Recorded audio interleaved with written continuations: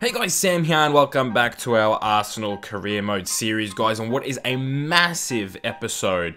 For the sake of today's episode, guys, the editing is going to be very quick, very limited highlights, and I'm going to be getting through these games as quick as possible because in today's episode we go through both December and January, so obviously massive fixture congestion. We're still in both the Carabao and FA Cup as well. So 3 competitions going into this December and January, but I mentioned a couple episodes ago and even last episode that I want to get through this season as quick as possible, and one of the ways I'm going to do that is by playing more games in these episodes, but I don't want you guys to be sitting here and watching the videos for like 15-20 minutes. Last episode I felt was a little bit too long, so I'm gonna do very quick editing, very quick cutting, not showing much of the highlights, showing the goals, and not even showing that many replays of the goals, to be honest with you guys. And I'm just gonna speed through these games. There's a lot of games to go through. We start off against West Ham in the quarterfinal of the Carabao Cup here, and we do get a late goal to pick up a 2-1 win. Of course, I'm not going to be able to talk about every single goal because it's just naturally me talking. I'm just not going to be able to talk about every single goal. It would be pretty much impossible for me to do it. So I do apologize. I will be missing out on some goals. I am definitely going to be talking about some very important things in this episode. I'm going to make sure I'm not going to miss those. One of them is just the fact that Manchester City gave me the ball there. I have no idea what happened there, I'll be honest with you guys, but Manchester City didn't want to win this game, quite obviously, because they just gave us the ball and gave us the upper hand, really, on this game. And this is a huge game. Manchester City struggling in the league at the moment. This is somewhere I just could not believe what I was watching. How did Manchester City not score with the likes of Luis Suarez trying to put the ball in the back of the net? I think it was Aguero there as well, which is actually absolutely crazy that they have both of those players in the team, but still unable to score against us. We pick up a huge 1-0 win there against Manchester City. Again, a team that is struggling. So we took every chance that we had, and we took that advantage of them struggling, and we got the 1-0 win moving into this game against Burnley.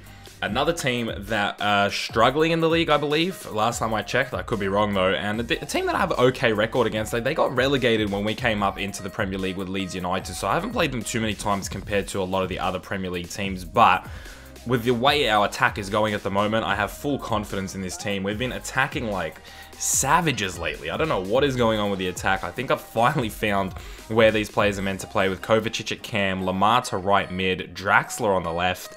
It looks completely different to how he started the season, but it's working, and it's working very well. And Bittencourt is a player that's been coming off the bench. He gets a fantastic goal here. Schick, with the presence of mind to knock that down to a player that had a better opportunity of scoring on the goalkeeper who had advanced out of his box to save it. And we pick up a 3-0 win against Burnley. Very well done. And Bittencourt gets himself some votes in the Tony Adams Award, of course. Going into January, those votes will now be hidden. We're not at January just yet, but I'm letting you guys know now, so when you stop seeing those votes, you know why. When we get into January, when we get into the new year, I hide the votes so you guys don't know who is winning, and you guys will not be updated on the table anymore from January onwards, and it makes a little bit of a surprise for who eventually ends up winning the award. But we're still in December, and another game we have here against West Bromwich Albion. We were attacking again, once again, like savages, and we got off to a very early lead, and then we sort of dropped off a little bit. But coming out of the second half, Lacazette was looking very good, making a 4-1 here, and you can see we do not lose a step. The second half, for some reason, these guys were determined to embarrass West Bromwich Albion. We go 5-1 up. In the dying embers of the game, Lacazette makes it 6. And now that is the second time we've pulled a 6-1 victory with Arsenal. Last time in last episode, we beat Southampton 6-1 after picking up a draw against Leeds United. And I was very angry, and I turned that draw into a 6-1 win at Southampton. It was the first time I had ever managed a team that scored 6 goals. And for some reason, that exact same scoreline now happens in this game against West Brom. Not exactly sure what happened, but I was just on fire in that game, and the team was playing so well as we head into this game against West Ham. This time not in a cup, this time it's in the league. So a little bit more important, I would say. The quarterfinal cup game, I think both teams were resting a few players. With fixture congestion, I just had massive rotation, guys. It wasn't a first unit and a second unit in like a natural way of rotating. It was some first team players and some second team players mixing in every single game. So it was a real true rotation from me, but I felt West Ham had a much stronger team this time. But I also found it much easier to play against West Ham this time. I'm not sure exactly what happened to them, but I found them very easy to play against. A really well-worked goal for them to pick up their one goal of the game, and it's Bittencourt carrying an injury who puts in the fourth and final goal for us to pick us up a 4-1 win against West Ham, which means we are now on the back of the last 3 games, a 3-0 win, a 6-1 win, and now a 4-1 win. And this is huge because I'm now going into an away game against Liverpool. Liverpool are one of 2 teams that I have not picked up a win against in my managerial career. The other one was Watford, and I was able to play against Watford with Arsenal, and they gave us our first loss of the season. But Liverpool is also a team that I haven't picked up a win against, and we start off fantastically through Julian Draxler. You probably expected me to sweat it there with the amount of sweating goals I get. But I just finished it with Draxler, and it was fantastic. Kovacic doubles up our lead with a very, very cheeky finish. It wasn't the cleanest, with the goalkeeper getting a bit of a glove onto it, but it was very, very cheeky from him to make it 2-0. And then Kovacic makes it 3, doubles up on his own personal goal tally, and what a convincing lead this is to have against Liverpool, absolutely smashing them. They do bring one back through Roberto Firmino, so fair play to them, but that's how it ends, 3-1. I pick up my first win against Liverpool, leaving Watford as the one and only team that I haven't picked up a win against domestically.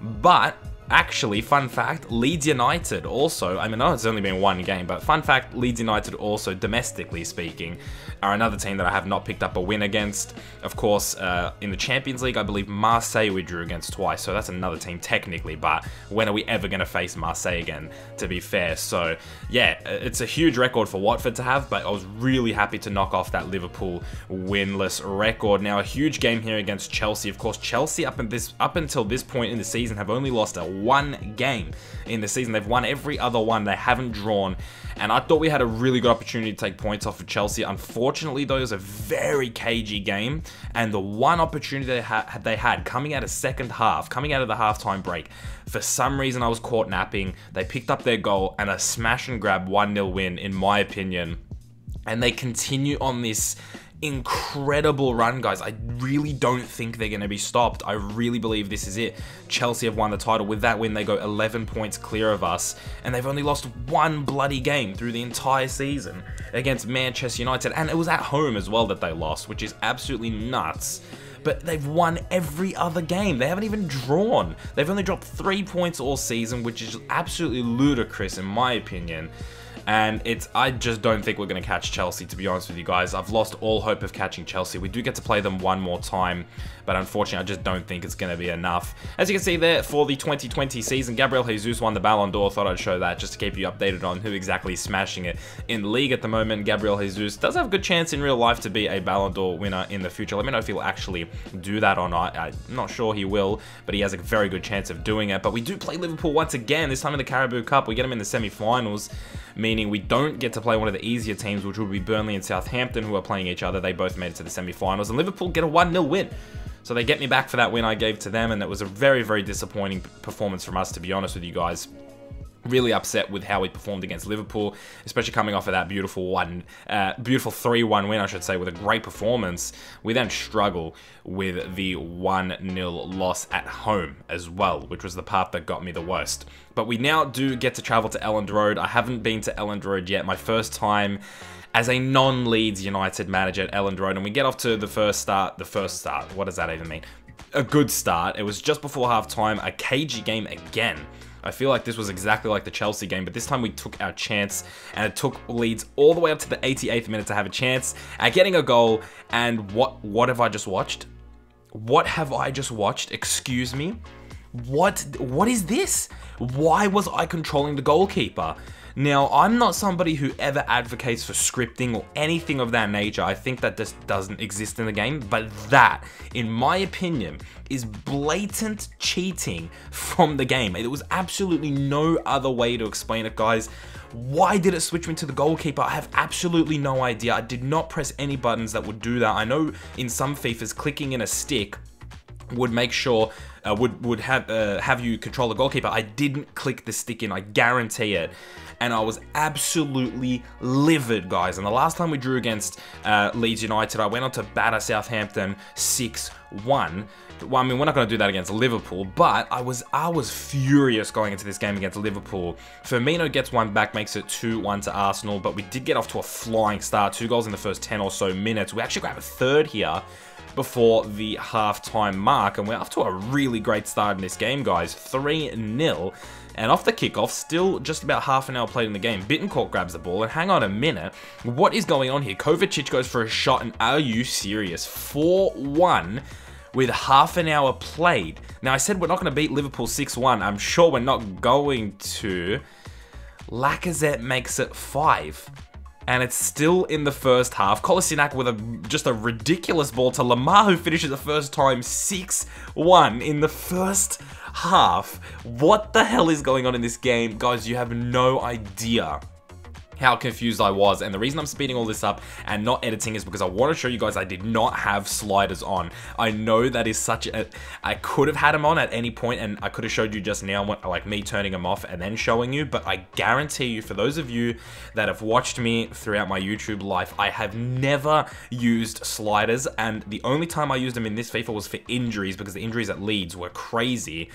But ridiculously and coincidentally, after I showed the sliders, I didn't actually score a goal after that. No more goals were scored in the first half. So 7 goals in the first half, none in the second half. I don't know if that was just a mental thing. When I looked at the sliders and I paused the game, maybe it just slowed my brain down. I have no way of explaining those 7 goals, guys. It was an absolutely insane first half.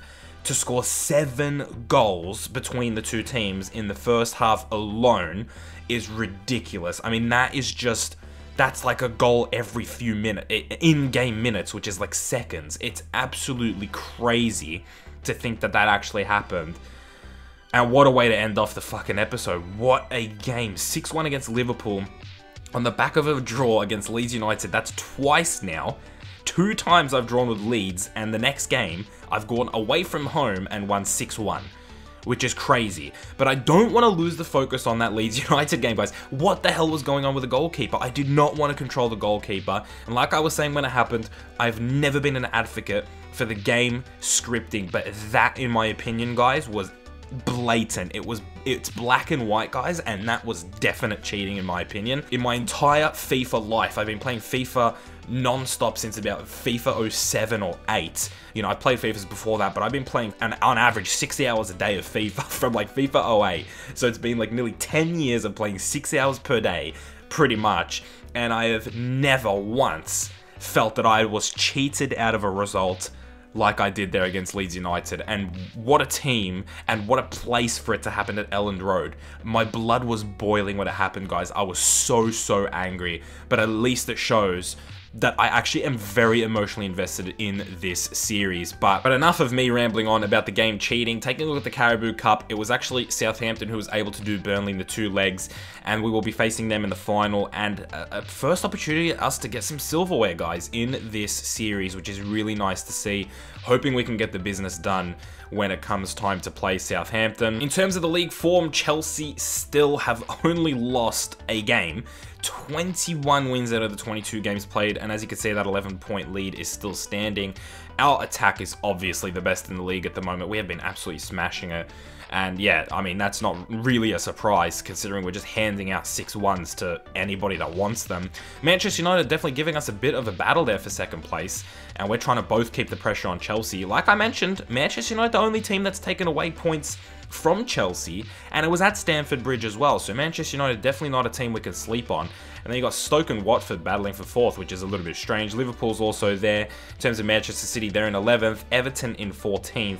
So those are the 2 big boys struggling at the moment, if you can call Everton a big boy. And Leeds United themselves are now 7 points clear of the relegation zone, and they've picked up 3 wins. They've only lost 6 times, guys, and that is tied for the 4th least amount of losses. So I thought I'd put that out there.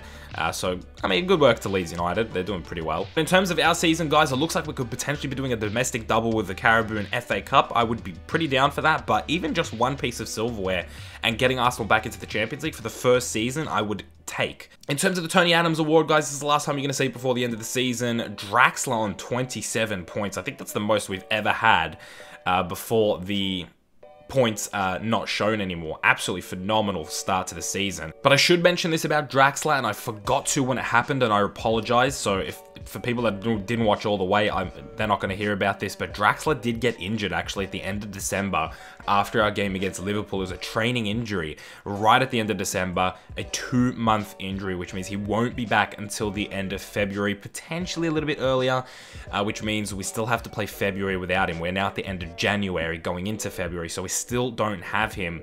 And yeah, despite the fact he's still on 27 points, you can also see the top goal scorers. It's still Draxler at the top with 16. Lacazette's picked up the pace. He's got 13. Schick has 10 with the assists. Lamar has 12. He got 5 in one game, which is absolutely nuts. Ramsey has 7 and Kovacic has 6, guys. But I'm sure I've rambled long enough, and I'm sure this video has gone closer to 20 minutes than I expected it to be. But I had to get that off my chest about Leeds United and about that draw. I really had to, because it's absolute bullshit in my opinion. Let me know what you guys think of that, and let me know what you guys think of these massive December and January that we had. How do you think we're doing in the league? I think if it wasn't for Chelsea, we'd be looking pretty damn good. But that's it for today's episode, guys. If you did enjoy, do leave a like on the video. I hope you did enjoy today's video. I hope you had a good day. I'll see you guys in the next one very soon.